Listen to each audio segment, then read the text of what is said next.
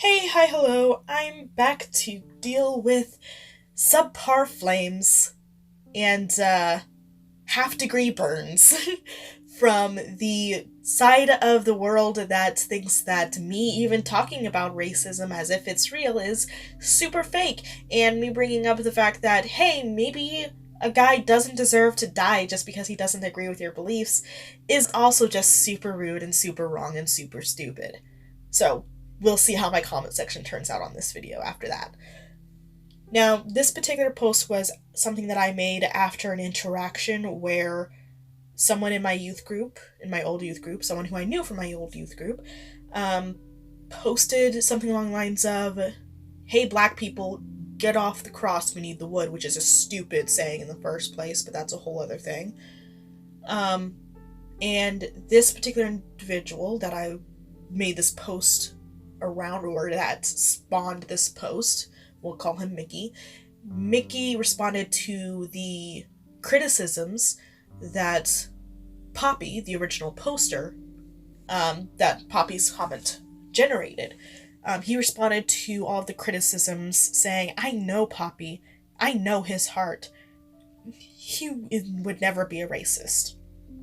And then when I chimed in, he responded to me with a slavery wasn't just done by white people type of meme post.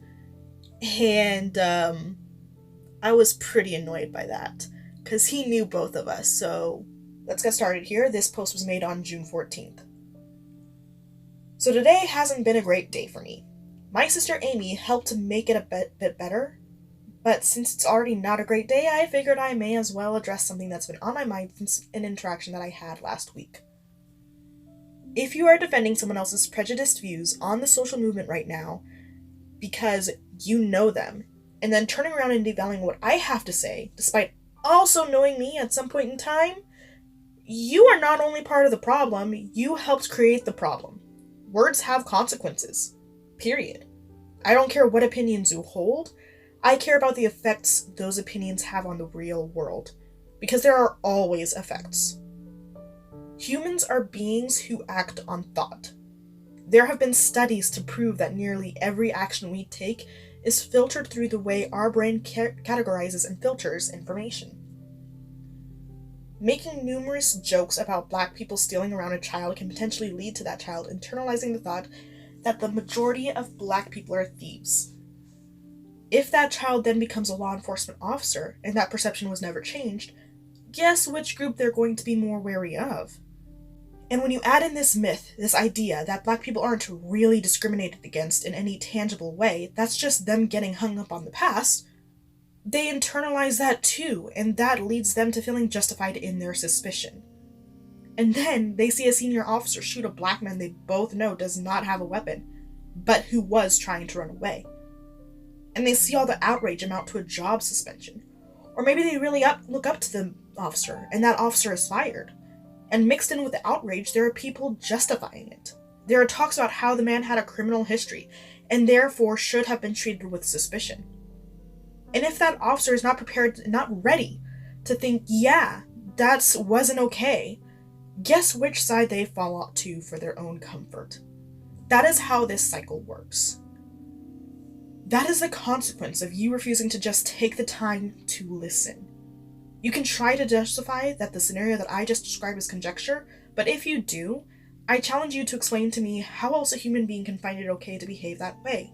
Explain to me why George Floyd's killer was still on the force despite numerous complaints and 6 cases of lethal force specifically against brown people of color.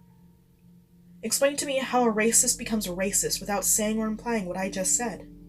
And as a final note, if I see one more person talk about a group I was involved in, that they led or were also in before I was the age of 18, and try to use its diversity, aka the presence of my family and maybe one other, as proof that they are not prejudiced, I am absolutely cutting ties with them. I cannot stress enough how much racial bias I faced and internalized as a child in the form of innocent comments, ranging from, "We just don't have as much energy as your people," to, "You're not really black, you're one of the good ones," from both adults and peers. I'm dealing with enough emotional shit as it is. I refuse to add in the hurt your careless comments dredge up in your attempts to make yourselves feel better. Any other time, any other damn year, I could deal with it. But I am not going to make myself be the bigger person when I'm hobbling around with the emotional equivalent of a shattered leg with a new cast. There is no need to add stairs to this equation, when I know everything I truly need is on the ground floor. Now, I'm also going to include a comment interaction between an individual named V and myself. V was a Girl Scout leader for the main troop that I was in growing up until I was about 16 or so. You suppose as your toes as our roses. People don't always get their distrustful attitudes of others from the way their parents talk about them. They form their beliefs from situations they have been in or friends have been in. If the group that a person has formed their beliefs against has been detestable, horrible, horrid, unpleasant, awful, nasty, disagreeable, despicable, objectionable, insufferable, revolting, rotten, loathsome, abhorrent, abominable, damnable, execrable, odious, repugnant, repellent, repulsive, disgusting, distasteful, obnoxious, offensive, foul, vile, heinous, or physically hurtful, then an attitude is formed. I have a lot of these types of experiences. I went to East High School in the early 70s, and there were a lot of experiences to form bad opinions. Shit happens and you have to ask Jesus to help you forgive and forget. It's a hard knock life. So my response came in two parts. The first part is this. So in other words, because you feel like brown people of color were horrible to you growing up, your negative views on them made sense. Here's the thing. The "we don't have as much energy as your people" came from you. You probably don't even remember it. But it is a paraphrasing of something you told me while we were around the campfire when we had a talent show night. At the time, I loved to dance to all sorts of music and didn't care one bit what the source was. So I asked for a song, any song, got up, and danced. And afterwards, you said something along the lines of, well, it makes sense that that's what you love to do. Your people love to dance, and you guys have so much more energy. In one sentence, you killed my love for public dancing. Suddenly, I was faced with an adult I looked up to othering me and taking my personal interest and making it about my race. You were not talking to an adult. You were not talking to a teenager. You were not talking to anyone you grew up with. You were talking to a child. That was the effect it had on me, and it definitely caused me to be even more self-conscious when I kept hearing over and over again from others that black people only danced to hip-hop, and how hip-hop was the devil's music. It compounded and added to my own anti-black biases and contributed to my self-hate regarding my race. I'm not saying your experiences didn't contribute to your own anti-black sentiments, or that there aren't those like you out there. But you and others like you don't get to say your experiences trumps people like me. Not when you never took the time to re-examine your own biases, and especially not when you didn't stop to ask yourself how your attitude was affecting the children you held a bias against. I can't help but wonder, did you ever stop to think about the people you had negative experiences with? Did you ever take the time to look into the why behind what they said or did? You say this happened to you in the 70s, around 10 short years after the Civil Rights Movement, before my parents would have been legally allowed to marry. Did you ever stop to think maybe there are centuries of anger and pain and hurt behind those actions? Did you ever try to empathize? Because the truth of the matter is, what you say you went through is similar to what you and others like you put me through. Yet I didn't walk away with an open bias against white people. There's a specific reason why I never ever attribute anti-black biases to white people or any other racial group. Because I know how words can see themselves into people's minds, and I have no intention of inverting the issue in an effort to erase anti-black sentiment. I would really appreciate it if you and others like you took the time to learn why you need to be careful of what you say and how you say it, instead of always expecting people like me to pick up that slack and pretty up our words for your benefit. Edit, because I realized I didn't address this. Exactly how often were you told that there was no excuse for the behavior of the people of color you grew up with?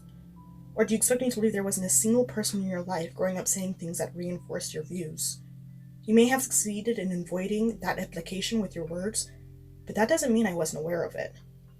And then I also added on after that, after I said that piece, and now because this is my post, I'm going to take the liberty to not be nice here. You can fuck right off with your pray to Jesus for forgiveness, it's a hard knock life bullshit. It doesn't matter if I have forgiven you or anyone else for what happened to me growing up. For the record, I have. Forgiveness does not erase that pain. It does not magically end the self-hate I still deal with at times. It's a hard knock life is a great sentiment for your well-to-do Roseville, which was the last place that I visited. Your well-to-do Roseville life. But in case you hadn't noticed, I am talking about racial biases literally fucking killing people here. I'm talking about dealing with my own self-hate and how it has affected my depression. I mean, granted, I didn't spell it out, but really? Do you really need me to explain what self-hate can lead to? Take your gaslighting through anti-quotes to someone else's post, please. Ashlon's awake now and is trying to get my attention, so let's all ignore him for a second. Now, directly after this, I actually got a lot of responses from my peers who were in various groups with me. The people who reached out to me and said, hey, I just want to know, I hate that you went through this, and I'm so sorry that you went through this, and it wasn't something that I was aware of. I hope that I never contributed to it. And the funny thing was, all the people that reached out to me, they were all people who were saying the opposite.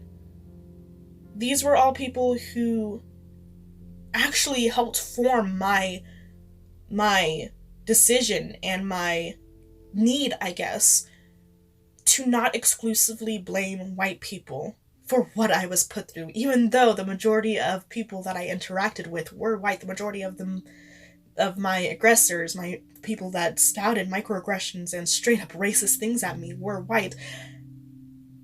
The existence of these people who reached out to me, these girls mainly, who reached out to me, and the existence of their older family members who would fight back in very subtle ways whenever they noticed someone committing microaggressions against me. They are why I refuse to fall into that thought pattern of all white people. You know what I mean? Because they were the exact opposite. And it was something that I hadn't been as aware of on a conscious level as I was these negative experiences. Because a lot of times when you're a kid, the negative experiences darken and blacken any positive experiences for a long, long time. But when these girls reached out to me, I was like, no, you don't need to apologize. Like, you guys were the good ones. You guys were the respectful ones. You guys made me, at times, question my own anti-black biases. So a couple days later, after coming to that realization, I wrote this post on June 16th. I realized yesterday that my passion regarding the events going on around me may have overshadowed this, and so I wanted to share something I was reminded of yesterday. As biased as my upbringing was, there were white and non-black people of color that I encountered that were real ones. The biggest phrase that I internalized to the point that I was actively racist at times was, but you're not really black. Sometimes the "that's what I like about you" was implied. Sometimes people outright said it. I heard it so often, it is literally easier for me to remember who didn't say it. I have stressed what I'm implying here a lot. Those words matter, and they have a very negative effect. But what I haven't stressed enough is the flip side of it. Even though the bad outweighed the good at the time, I can still remember which adults gave me affirmation, whether through refuting their peers' words, or just by the simple fact that they never attached a qualifier when they gave me compliments, praise, or recognized my interests. I still remember which of my peers never ever uttered that phrase. I especially remember the ones that acted surprised or told me, "But you are, what do you mean?" when that phrase passed my own lips. And when I finally faced down my own self-hate and realized where the shame I felt came from, it was those people that helped me walk away retaining the love for the people in my past. It didn't erase the hurt that was present in those memories, but it helped me keep the joy in them as well. It truly drove home to me that at the end of the day, the bias and at times outright racism I grew up with was a product of environment.